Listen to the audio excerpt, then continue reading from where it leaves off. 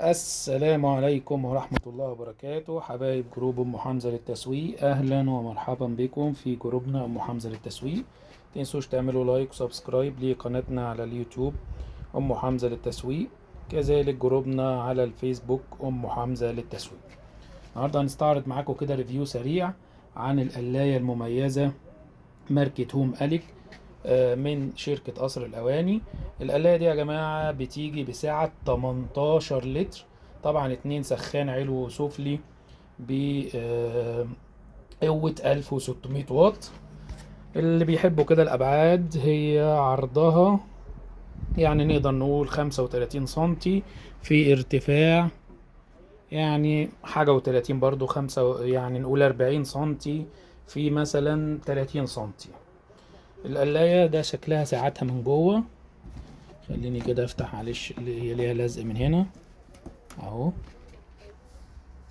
ده ساعة القلاية من جوه، وطبعا زي ما قلنا لكم هي 2 سخان علوي وسفلي. ده السخان العلوي بتاع القلاية، وهنا السخان السفلي. ده السخان السفلي.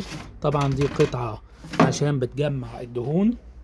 طبعا هي بتيجي ب16 برنامج، غير البرامج اللي احنا نقدر نعدلها من خلال ان احنا نقدر نزود الوقت او ننقص الوقت.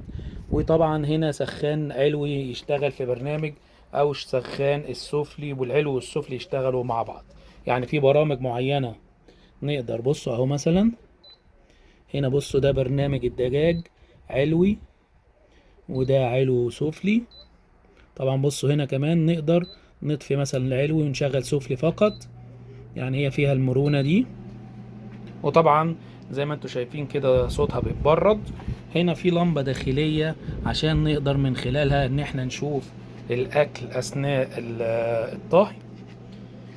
برامج بقى كتير فيها برنامج الدجاج، برنامج إذابة التلج، فهي تشتغل كأنها زي الميكروويف. يعني الجهاز ده يعتبر يا جماعة 3 في 1. ليه 3 في 1؟ لأنه قلاية هوائية، يشتغل فرن، يشتغل وظائف الميكروويف. فطبعا زي ما انتم شايفين ده برنامج الدجاج، برنامج إذابة الثلج، برنامج الشوي. فيها خاصية تجفيف الفواكه الدهيدريد، فيها شرايح اللحمة، بطاطس مقلية، سمك، خضروات. كمان فيها خاصية الإعداد المسبق. خاصية الإعداد المسبق ده برضو مميز. وطبعا هنا في لمبة توريك المروحة تشتغل ولا لأ. خلينا مثلا نختارها هنا كده. أنا طفيتها. هي طبعا المفروض إنها بتبرد الغرفة أول ما تشتغل، تتأكد إن الغرفة بردت. هنا مثلا نختار، بصوا برنامج الدجاج على درجة حرارة 220. نقدر بقى نقول له اهو عايز ازود الوقت، مثلا اخليه اقل من 40 دقيقة. عايز اتحكم في درجة الحرارة اهو، واقول له مثلا خليها مثلا 210. كمان هنا هو بيقول لك ان الفراخ مثلا هي طبعا اشتغلت على طول. هنا المروحة، خلينا نرجع تاني للبرنامج اهو.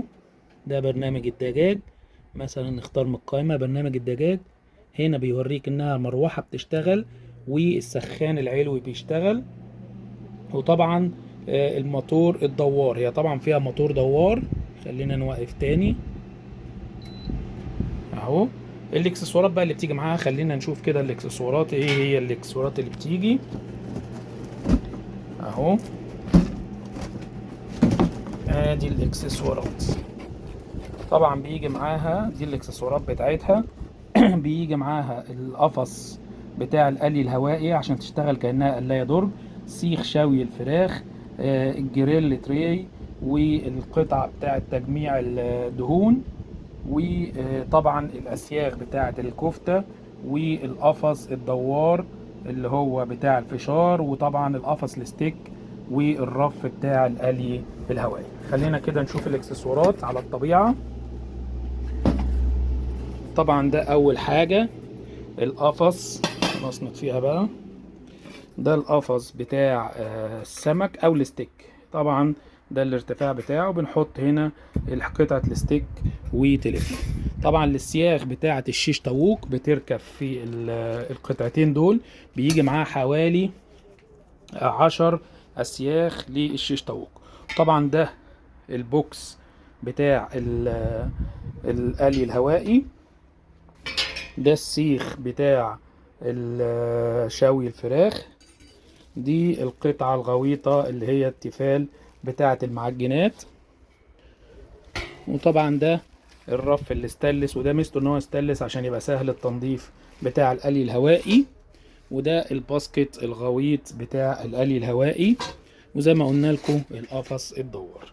ده كده كان ريفيو سريع على قلاية هوم أليك 18 لتر. ما تنسوش تعملوا لايك وسبسكرايب لقناتنا على اليوتيوب أم حمزة للتسويق.